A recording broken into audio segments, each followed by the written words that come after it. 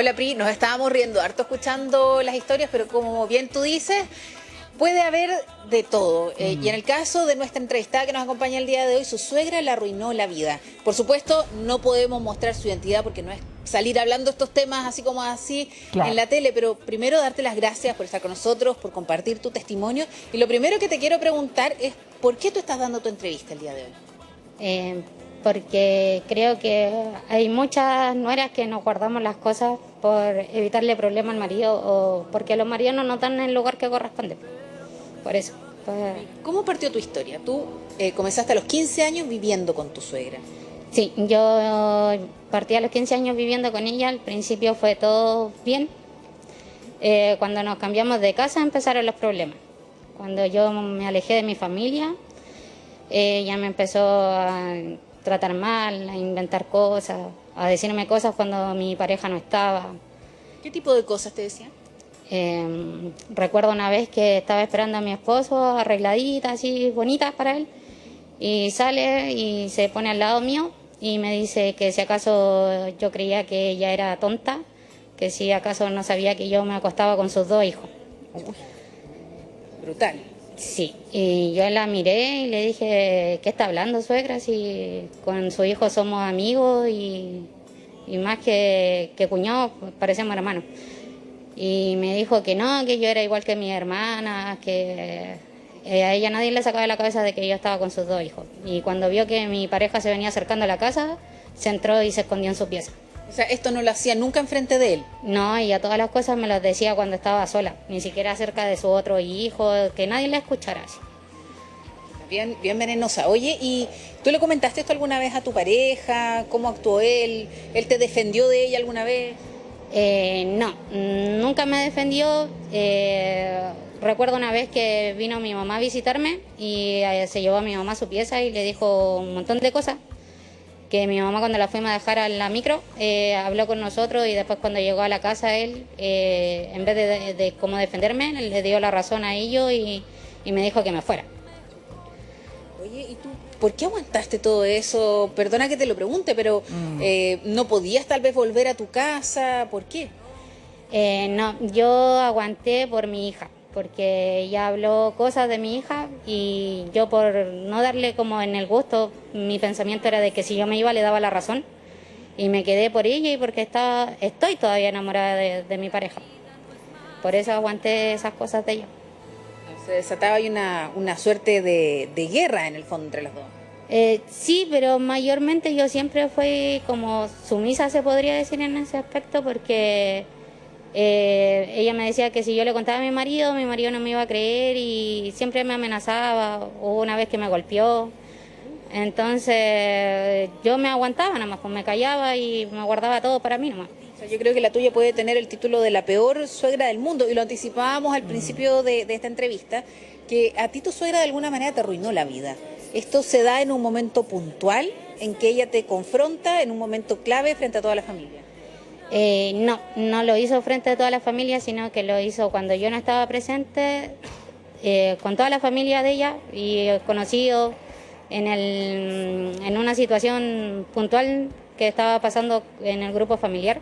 O sea, en una ceremonia donde estaba toda la familia de ella presente. Pero yo no estaba presente y solo a mí después me llegaron los comentarios y empecé a recibir insultos por parte.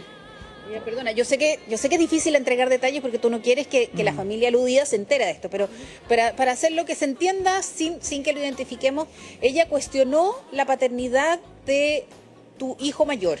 Sí, cuestionó diciendo de que mi hijo era hijo de su hijo mayor, de su otro hijo y no de mi pareja. Y eso me atribuyó a que me trataran mal todo su grupo familiar, la señora de su hijo, mi pareja. Y yo por eso me quedé, porque por eso no le quería como demostrar de que ella tenía la razón. Oye, y esto además termina afectando tu propia relación con tu hijo. Sí, porque ahora lamentablemente no tengo una buena relación con ella porque yo cometí el error de decirle de que mejor no lo hubiera parido para haberme evitado todos los problemas que estaba pasando. Entonces eso, a pesar que se lo dije cuando era chiquitito, le quedó grabado y el momento que él puede me lo saca en cara.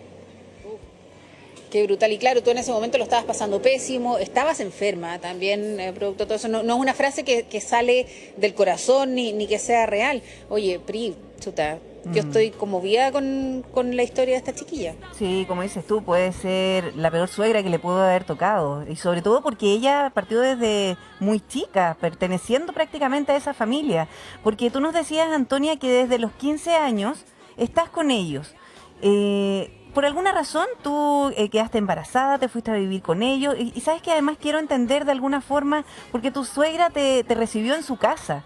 Quizá tú no tenías una relación a lo mejor más apegada con tu familia. ¿Tienes algún tipo de lazo familiar más potente, como que de alguna manera te hayan sacado de ese ambiente que era bastante tóxico, o no podías recurrir a nadie y solamente te quedó allí aguantar tantos años? Bueno, yo cuando me fui a vivir con ellos, mis papás se habían separado hace poco. Ya. Y como les decía, al principio fue todo bien. Después cuando llegó su hijo a vivir con nosotros, ahí empezaron los problemas. Y sí, yo tuve el apoyo de mi familia, de mi hermana. Me decían que me fuera, que no aguantara. Pero como les digo, yo por cosas mías, de mi pensamiento, me quedé y les demostré de que realmente no eran las cosas como ellos los decían. Incluso un primo de él una vez me dijo que no tuve necesidad de hacer ADN, sino que era solo mirar al hijo y al padre, se daban cuenta de que no eran las cosas como las estaban diciendo. Sí, oye, Antonia, bueno, yo quiero agradecerte por habernos escrito a nosotros. La razón por la que nosotros estamos hoy día entrevistándola a ella, es porque ella nos escribió a nuestras redes sociales, porque era tan grande el afán de poder sacarse en el fondo de esto de adentro. Y también es importante recordarle a todos ustedes que nuestras líneas están abiertas para ustedes, como para ella, también para ustedes, ¿no es cierto, Pri? Sí, es cierto. Muchas gracias por confiar en el programa. Aquí, por supuesto, también vamos a hablar sobre tu caso, porque probablemente no eres la única persona que ha tenido que pasar por una situación tan compleja y tantos años. Quizás partió como una relación muy niña de tu parte, que eras adolescente, y probablemente ya en el transcurso de la vida, lamentablemente, en vez de mejorar, todo empeoró. Porque el mundo campusano, además que psicólogo, nos puede ayudar. De alguna forma ella la vemos bien afectada hasta el día de hoy. Claro, lo que pasa es que las relaciones se dan en un contexto, y lo que cuenta Antonia de alguna manera tiene que ver con que ella parte un vínculo en esa familia como una especie de hija. Sí. Y de pronto esto transita hacia otro tipo de relación. Bueno, eso es complejo, por eso digo que las relaciones caen, no se dan en la nada. Claro, le tocó a una persona que ejerció un poco de mamá, y cuando ve que se dificulta y una especie de hija tiene algo con su hijo, entonces aplicó el criterio que ya conocíamos desde Napoleón, ¿no? Para gobernar divide. En las familias latinoamericanas, yo no quiero asustar a la gente con esto, pero ya lo sabemos y lo digo para que le presten atención. En las familias latinoamericanas, por sobre todo, a los padres, particularmente a las madres, les cuesta mucho soltar a los hijos. Que los hijos se vayan, sean autónomos e independientes. Yo les quiero decir que en consulta, en privado, a veces la gente me dice: ojalá mis hijos no se vayan nunca de la casa, pero no se lo puedo decir.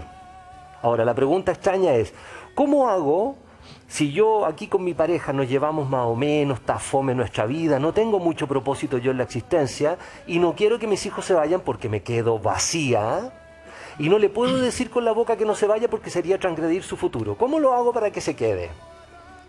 Haciéndole difícil la ida. Por ejemplo, el mecanismo que todos conocemos, cría cuervo y te sacarán los ojos, creando culpa. Y para gobernar divide. Los padres a veces, los padres que no están bien como pareja en general, tienen mecanismos regulatorios que atrapan a los hijos. Y los hijos a veces ahí se quedan. Y tenemos los ejemplos que tenemos a veces, un hijo grande en casa que da problemas, etcétera, etcétera. Sí, además ella es bien tolerante, porque aguantó tantos años e insistió en estar en esa casa. Y yo me imagino que también parte del amor que sentía por su pareja, Clarisa. Y quizá eso también es relevante y digno de destacar. Sí, de todas maneras, pero también en el caso de esta mujer hay un vuelco importante en la historia, porque ella además, después su suegra se enfermó de una enfermedad muy grave, y ella fue la persona, después de todo lo que la había humillado, después de que la había golpeado, después de todo lo que la había hecho, fue ella quien se quedó con ella hasta el final. No te puedo creer. ¿Te fijas Ha que opera, sido que opera súper como hija? Claro. potente la historia de ella. Ella reaccionó como hija, como dices Obvio, tú, sí. Edmundo. A ver, nosotros podemos pelar a nuestros padres que nos amargaron y de repente al final cuando están viejos, cuando nos necesitan, mira, hacemos a un lado un montón de cosas y ahí estamos. Sí, a ver, me gustaría escuchar parte de esa historia contada por Antonia. ¿Por qué ella además, después de todo lo que pasó, de lo mal que la trató, se hizo cargo ella de sus últimos días? Bueno, esto partió cuando yo quedé embarazada de mi segundo hijo. ¿Ya? Yo tenía 4 meses de embarazo y ella llevaba varios meses sintiéndose mal. Y la llevé al médico y le diagnosticaron un cáncer. Yo estando embarazada, todo, iba con ella a terapia, la llevaba al médico, me preocupaba de ir a buscarle sus remedios. Cuando ya cayó en cama agonizando, que ya no se podía parar ni hacer nada, yo estuve una semana sin dormir porque tenía que inyectarle la morfina. ¿Y por qué lo hiciste en el tú, hospital Antonia? me enseñaron cómo ponerle las vías. Lo hice porque igual yo no soy rencorosa, me considero una persona de muy buen corazón porque independiente de lo que como ella haya sido, necesitaba terminar su vida digna, sin dolor, ¿Y durante ese demostrar tiempo cómo que te uno trató? estaba ahí para ella y ella se daba cuenta. Ella me agradecía todo lo que hacía por ella. Cuando ya estaba malita y no podía hablar, le pedía a mi cuñada que me dejara sola con ella, porque yo sentía que algo le faltaba para poder partir, porque ya se habían despedido todos de ella, todo. Entonces tomé la decisión y hablé con ella, le dije que la perdonaba por todas las cosas que había dicho o hecho, y recuerdo que se le caían sus lagrimitas, sin contestar ni nada. Y hubo un problema dentro de esos días donde una de mis cuñadas como que me hizo ver de que yo no tenía por qué estar ahí, y mi cuñada con mi pareja le dijeron que no, que yo parecía más hija de ella que sus propios hijos. Claro. Porque la mamá estaba así, sin dolor, sin nada, gracias a mí. Oye, Antonia, increíble tu historia. Sí. Muchísimas gracias por tu testimonio y gracias por abrirnos tu corazón. Y no, increíble el corazón de esta mujer. Increíble, claro, y absolutamente lo que dice ella es verdad, no es rencorosa y se nota que de alguna manera quizás su forma de cuidar a su suegra en los últimos días fue una forma de agradecerle también que la haya recibido en su casa. A mí me da esa sensación y quizás lo hizo sin darse cuenta. Yo quiero preguntarle aquí al panel y puntualmente a Yanine, ¿qué te parece la historia?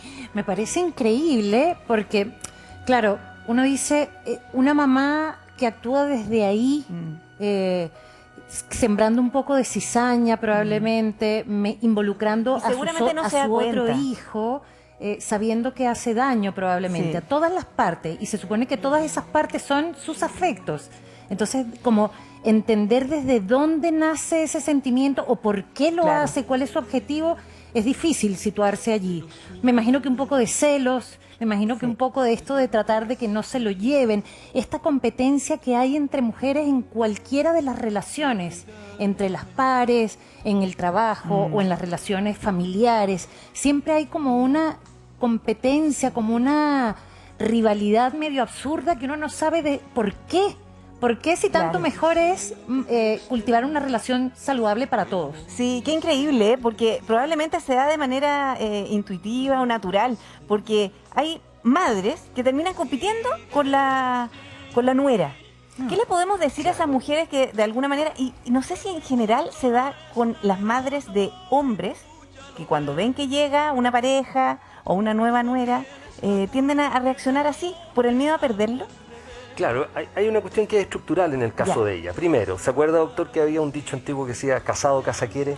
Sí, absolutamente. No pueden coexistir dos reinas en un mismo castillo. Tiene que existir una. Yo entiendo no que puede hay haber dos dueñas de personas casa. con situaciones económicas que eso no es simple, lo entiendo. Pero en el ideal, usted se armó un proyecto con alguien, ármelo en su propio nicho. Ahí puede discutir, pelear, arreglarse y fijar las reglas del juego de manera tal que ustedes sean solitos. Entonces, cuando se pueda, el primer consejo es trate de no vivir con la Pero por suegra. supuesto, a ver, pandemia, crisis, nos trajimos la suegra, ok, eso se entiende. Pero en la medida que se pueda, situación excepcional. te juro que hay mucha gente es que no tenemos plata. Esto no es broma, no tenemos plata. Y el teléfono que andan trayendo cuesta $1.000.000. Perdona, ¿cómo que no tenéis plata? O sea, es más importante gastar en algunas cosas tecnológicas y no tomar las decisiones importantes para garantizarse una vida más agradable. Sí, porque además eso también influye, perdón, en el mundo de la intimidad, en toda la relación que pueden tener ellos formando una familia. Por supuesto.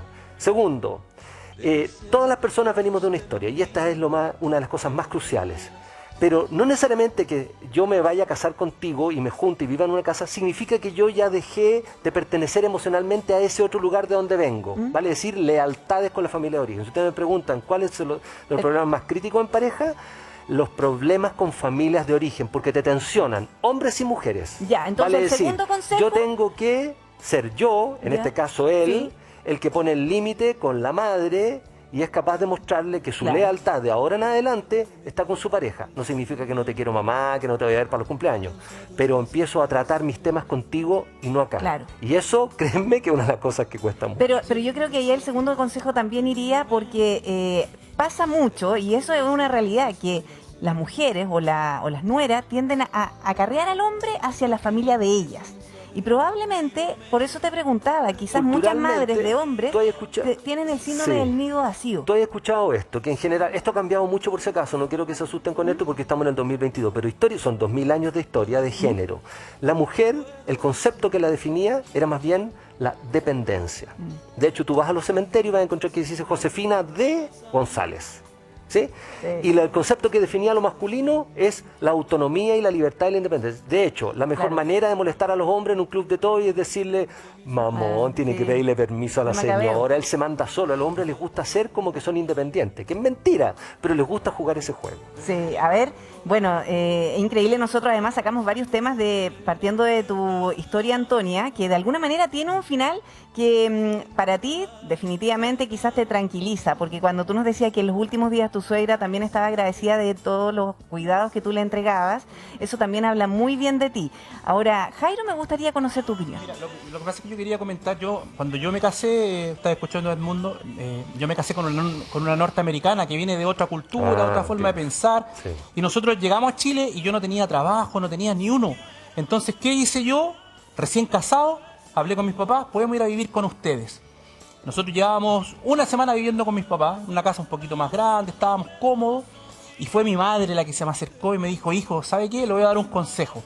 Yo lo veo bastante cómodo acá, mi familia es súper relajada y todo, pero ahí está lo que dijo Edmundo hace un rato. El que se casa, casa quiere. Si usted quiere tener un matrimonio con su esposo, no importa, por último arréndase una piececita. Y nosotros fuimos y con nuestro primer sueldo nos arrendamos una pieza pequeña y ¿saben qué? Fue la mejor decisión. No porque nos llevamos mal con mis papás o mi señora con mi mamá, sino porque era importante tener estos espacios para que pudiéramos tener una relación a futuro mucho mejor. Así que fue súper bueno. Mira, y partiendo de ahí empezaron a construir. De a poquito. Clarisa. Oye, estamos muy atentas aquí escuchando toda la historia y bueno, yo no sé cómo ha evolucionado la historia con tu marido, Antonia, si es que ya hoy día se han sanado esas heridas o tú todavía sigues con algún rencor hacia él por el rol que no tomó en algún momento. No, nunca he tenido como rencor por él no haber tomado el rol o haberme defendido. Incluso ahora tenemos una muy linda relación, nos casamos hace un par de meses, tenemos 2 bendiciones muy hermosas. Me llevo súper bien con su hermana, me quieren como hermana, porque igual son ya muchos años con ellos, todo bien. Tú deberías escribir tu historia, está para una novela. Muchas gracias, Antonia, gracias por acompañarnos. Gracias también por escucharle. Aplausos y muchas gracias, Antonia, por abrir tu corazón con el Aquí Somos Todos. Que estén muy bien, un abrazo, Clarisa, también para ti.